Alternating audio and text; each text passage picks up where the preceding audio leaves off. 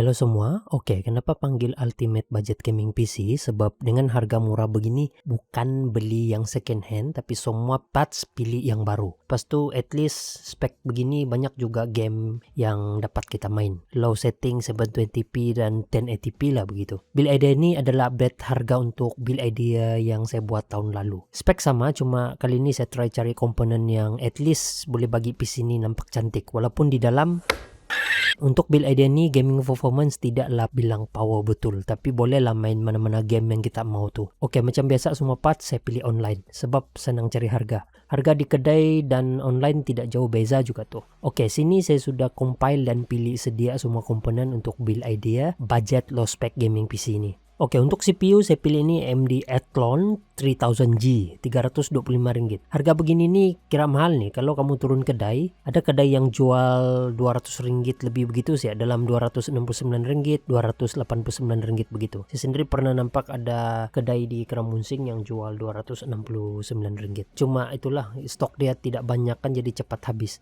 Yang seller nih jual kira mahal sudah nih. Oke, CPU ni ada 2 core 4 thread. CPU ni ada include stock cooler dan juga integrated Vega 3 graphic. Vega 3 graphic ni yang buat dia boleh pakai main game tanpa pakai dedicated graphic card. Saya mau bagi tahu di sini sebab kadang-kadang ada juga tuh yang komen di video-video build idea saya yang lalu. Bila saya pilih AMD APU, kena tanya kenapa build idea tu tidak include graphic card. Untuk yang belum tahu, untuk prosesor macam Athlon 3000G ini, graphic card sudah ada dalam prosesor tu, integrated. Jadi tidak perlu beli dedicated graphic card lagi macam yang GTX begitu, RX begitu. Oke, untuk motherboard yang support prosesor ni saya pilih yang paling murah, motherboard yang pakai 320M chipset. Mana-mana brand pun harga dekat-dekat sama juga tuh. Spek pun sama tuh kalau sama chipset. Biasa kalau budget motherboard, RAM capacity dia support sampai 64GB saja tuh. Tapi besar gila sudah tuh 64GB. Saya sendiri pun pakai 32GB saja. Biasa AMD motherboard 320M chipset ni jual dalam RM200 lebih begitu. Oke, untuk RAM saya pilih ini eData XPG 8GB 3200MHz DDR4 RGB RAM RM137.